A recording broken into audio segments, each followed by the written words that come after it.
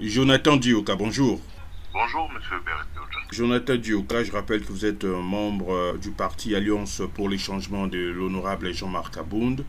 Vous étiez ici à Kinshasa, ça fait pas trop longtemps. Patatras, nous avons appris que vous avez quitté Kinshasa. Dites-nous quelles sont les raisons qui vous ont poussé à quitter Kinshasa. Oui, effectivement, au soir même du verdict condamnant le président Jean-Marc Kabound pour 7 ans de prison, malgré les requis du ministère public de 3 ans, il y a eu un plan qui s'est fomenté. Effectivement, nous avions déjà des informations pour essayer de diviser notre parti, de détruire un plan que le régime en place appelle le plan des prisonniers. Déjà, il faudrait signaler qu'à cette époque-là, déjà, je faisais l'objet de plusieurs menaces par rapport à mes différentes interventions.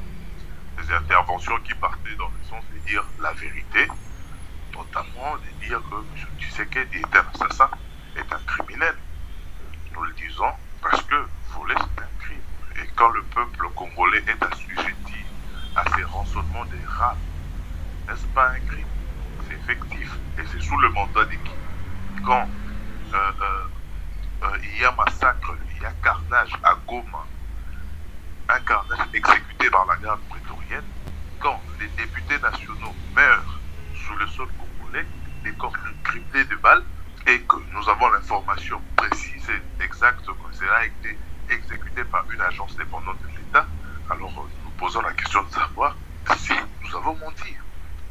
Et puis, ce qu'il ne faut pas oublier, c'est que nous avons une outil politique chez nous, au-delà de ça même. Je pense que c'est une conception internationale. Sous Mobutu, tout ce qui n'était pas sa charge, Kabila, même moi. Mais pourquoi aujourd'hui, M. Tshisekedi, lui qui aurait tout dit des Kabila autrefois, ne veut pas qu'on dise la vérité sur sa gestion, ne veut pas qu'on dise la vérité sur la sécurité qu'il crée, ne veut pas qu'on dise la vérité sur la situation économique et financière du pays qui est en débandade. Donc je pense que c'était une certaine manière de nous museler, déjà disons, coller à notre président national qui est candidat président de la République, un procès politico-judiciaire, cherchant à tout prix de l'écarter de la course à ces élections.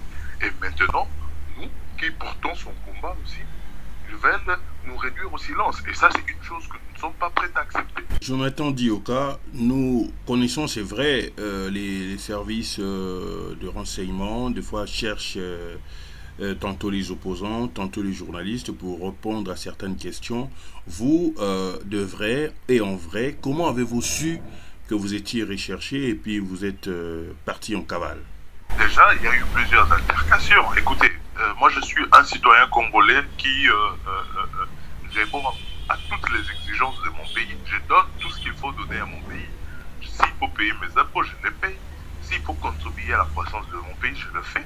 Et si on a besoin de moi pour quelconque information, il faut venir chez moi, il faut m'envoyer une invitation. Mais les altercations à 2 heures, hors des services,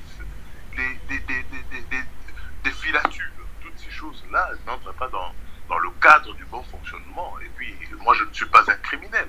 Je ne suis pas un bandit, contrairement à ceux qui se retrouvent aujourd'hui dans le gouvernement ou dans les régimes en place. Déjà, je me suis fait intercepter plusieurs fois.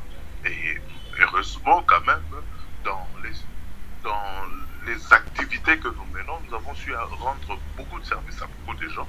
On a trouvé le moyen de s'en sortir, mais c'était que provisoire. Alors, quand nous avons su qu'effectivement, il y avait des hauts placés au niveau du régime actuel qui en voulaient à notre tête, alors il aurait été préférable de se mettre un peu de côté pour préserver ne serait-ce que la vie. Parce qu'il y a un combat à mener. Et si nous ne sommes pas là, qui vont porter ces combats? Jonathan Dioka, je vous remercie.